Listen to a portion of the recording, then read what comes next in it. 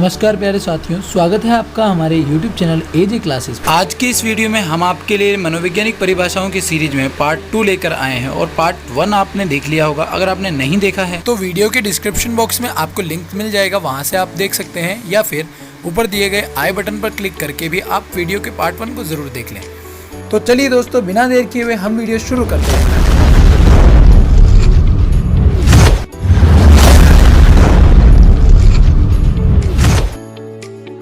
बालक का विकास आनुवंशिकता और वातावरण का गुणनफल है। ये किसने कहा है? ये वुडवर्थ ने कहा है। अब देखिए, यहाँ पे आनुवंशिकता का मतलब है परिवार से आने वाले जो गुण हैं वे सभी, और वातावरण मतलब आपके आसपास का जो माहौल जो है वो आपको कैसा मिल रहा है, इससे ही आपका विकास निर्धारित होता है कि विकास कैसा होगा। दूसरी परिभाषा हमारे सामने आती है कि चिंतन संज्ञानात्मक पक्ष में एक मानसिक क्रिया है। ये रोस महोदय ने कहा है। और देखिए, चिंतन जो है वो क्या है? संज्ञानात्मक पक्ष मतलब आपकी जो, अगर हम विकास की बात करें तो एक मानसिक विकास होता है। तो जो मानसिक विकास में जो क्रियाएं चलती है, जैसे कि सोचना या किसी बारे में कल्पना करना, तो ये सभी मिलाकर क्या है? एक चिंतन है। और चिंतन अपने आप में एक बहुत जटिल प्रक्रिया है, इस वजह से थोड़ा इसको समझ पाना बहुत ही मुश्किल है, लेकिन आप इस परिभाषा के थ्रू इसे समझेंगे तो बहुत ही ईजी होगा। नंबर 3 पर है सामाजिक प्रत्याशाओं के अनुरूप व्यवहार की योग्यता का अधिगम विकास कहा जाता है। मतलब विकास क्या है? सामाजिक जो प्रत्याशाएं हैं, मतलब समाज हमसे क्या चाहता है या कैसी उम्मीद रखता है, उसी के अनुरूप हमारे व्यवहार की योग्यता जो है उसका यदि हम अधिगम कर लेते हैं, यानी कि उसको सीख जाते हैं, तो उसी को हम क्या कहेंगे? विकास कहेंगे। ये हरलोक के अनुसार परिभाषा है कि अगर समाज हमसे चाहता है कि हम शिक्षक हैं तो शिक्षक के ऐसे उत्तरदायित्व होने चाहिए, शिक्षक का व्यवहार ऐसा होना चाहिए, तो हमारी व्यवहार की योग्यताओं में वो सब कुछ झलकना चाहिए। अगर ये हमको आ जाता है, हम ये सीख जाते हैं, तो वही विकास कहलाएगा। ये हर लोग का मानना था। नंबर 14 पर है बालक एक ऐसी पुस्तक है जिसका प्रत्येक शिक्षक को आद्योपांत अध्ययन कर लेना चाहिए। और ये कहा है रूसो नाम के मनोवैज्ञानिक ने, जिन्होंने प्रकृतिवाद का सिद्धांत भी दिया है। इस परिभाषा में रूसो ने बालक को एक पुस्तक माना है जिसका प्रत्येक शिक्षक के द्वारा अध्ययन करना जरूरी है। जैसे पुस्तक का अध्ययन हम पहले पेज से लेकर अंतिम पेज तक करते हैं, उसी प्रकार बालक का भी प्रत्येक उसकी अवस्था के अनुसार उसका एक एक अवस्था का अध्ययन अनिवार्य है। ये रूसो का मानना था, ताकि बालक की प्रत्येक अवस्था के अनुसार उसको शिक्षण दिया जा सके। नंबर 15 पर हमारे पास है स्मृति सीखी हुई वस्तुओं का सीधा उपयोग है।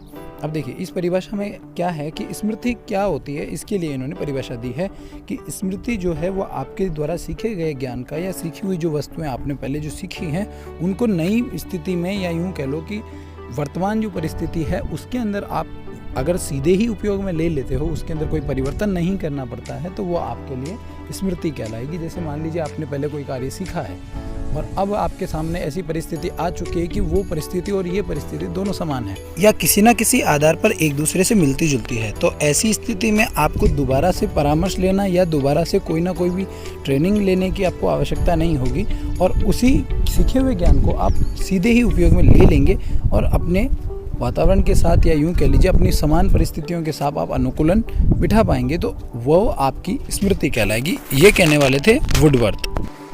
नंबर 16 पर है कि 20वीं सदी को बालक की सदी कहना चाहिए, और ये कहा था क्रो एंड क्रो नामक मनोवैज्ञानिक ने। और ऐसा कहने के पीछे सबसे बड़ा जो रीज़न था वो ये था कि 20वीं सदी का जो समय रहा है, मतलब 1901 से लेकर 1999 तक मान लीजिए आप, ये जो समय रहा है, इस समय में ज़्यादातर जितने भी रिसर्च हुए हैं वो बालक के व्यवहार को समझने के लिए सबसे ज़्यादा हुए हैं, और बालक के ऊपर ही प्रयोग ज़्यादा हुए हैं। तो इस वजह से इसलिए उन्होंने 20वीं सदी को पूरे ही क्या मान लिया है कि वो बालक की सदी रहेगी, इसलिए हमको बालक की सदी ही उसे कहना चाहिए। दोस्तों, ये परिभाषा काफ़ी इंपॉर्टेंट है क्योंकि इस पर पहले भी प्रश्न पूछे जा चुके हैं, तो आप ज़रूर याद रखिएगा। तो वीडियो में आगे बढ़ने से पहले दोस्तों, अगर आपने अभी तक वीडियो को लाइक नहीं किया तो लाइक कर दीजिए, और अगर दोस्तों अभी तक आपने चैनल को सब्सक्राइब नहीं किया तो चैनल को सब्सक्राइब कर लीजिए, ताकि आपको ऐसे ही वीडियोस मिलते रहें चैनल पर। और दोस्तों, बढ़ते हैं अगली परिभाषा की ओर। नंबर 17 पर है संवेग व्यक्ति की उत्तेजित दशा है। और ये परिभाषा इस तरीके से है कि संवेग क्या होते हैं, इसको अगर समझाना है तो आप यूँ समझ सकते हैं कि व्यक्ति में जितने भी प्रकार के भाव आते हैं, इमोशंस आप कह सकते हैं, जितने भी प्रकार के इमोशंस आते हैं, उन इमोशंस में जो उसकी उत्तेजित दशा होगी, उस दशा को इन्होंने संवेग माना है। और ये परिभाषा किसने दी है? ये परिभाषा दी है वुडवर्थ मनोवैज्ञानिक ने, जिनको हम व्यवहारवादी भी कहते हैं।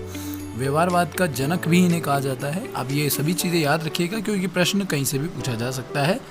नंबर 18 पर है व्यक्तित्व व्यक्ति में उन मनोदैहिक व्यवस्थाओं का गत्यात्मक संगठन है जो वातावरण के साथ उसके अपूर्व समायोजन को निर्धारित करता है। अब ये परिभाषा किसने दी है? ये परिभाषा दी है G.W. ऑलपोर्ट महोदय ने।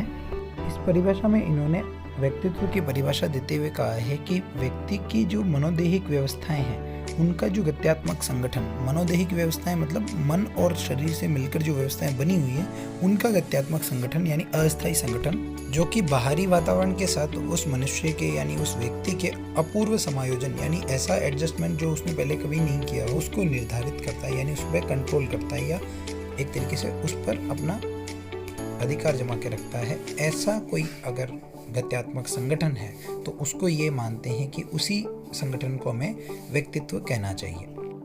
नंबर 19 पर है इंद्रियां ज्ञान का प्रवेश द्वार है।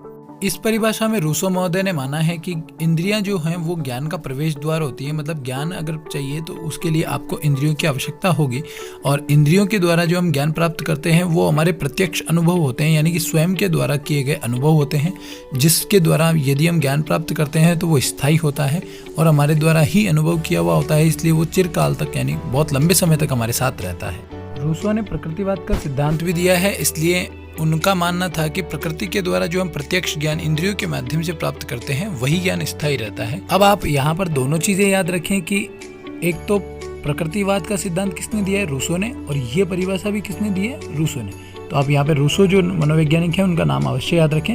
नंबर 20 पर है विस्मरण वह प्रवृत्ति है जिसके द्वारा दुखद अनुभवों को स्मृति से अलग कर दिया जाता है। अब यहाँ पर विस्मरण का सीधा सा अर्थ है कि भूलना, लेकिन कौन सा भूलना, इसमें भी थोड़ा सा अंतर है। अपने आप भूलने वाली यहाँ पर बात नहीं है, यहाँ पर है आप खुद जानबूझकर किसी चीज को भूलना चाहते हैं, तो अगर आप जानबूझकर उस चीज को भुला देते हैं तो उसे हम विस्मरण कहेंगे। ये फ्रायड नामक मनोवैज्ञानिक का मानना था, जिन्होंने, आपने लिबिडो का नाम सुना होगा, लिबिडो का सिद्धांत भी फ्रायड मनोवैज्ञानिक ने दिया है, तो उनका ये मानना था। आई होप दोस्तों वीडियो आपको बहुत अच्छी लगी होगी, तो लाइक और शेयर करके आप अपना सपोर्ट दिखा सकते हैं चैनल के लिए। और अगर कुछ भी सजेशन आपको देना है या किसी भी प्रकार का आपको वीडियो चाहिए तो आप मुझे कमेंट बॉक्स में ज़रूर बताएं। दोस्तों अगर हमारी वीडियोस आपके लिए हेल्पफुल रहें तो आप हमारे चैनल को सब्सक्राइब करके बेल आइकन को ज़रूर दबा लीजिए, ताकि आपको हमारे सभी वीडियोज़ की नोटिफिकेशन मिलती रहे और आप हमारे साथ जुड़े रहें। मिलते हैं अगले वीडियो में, तब तक के लिए बाय बाय। जय हिंद, जय भारत दोस्तों।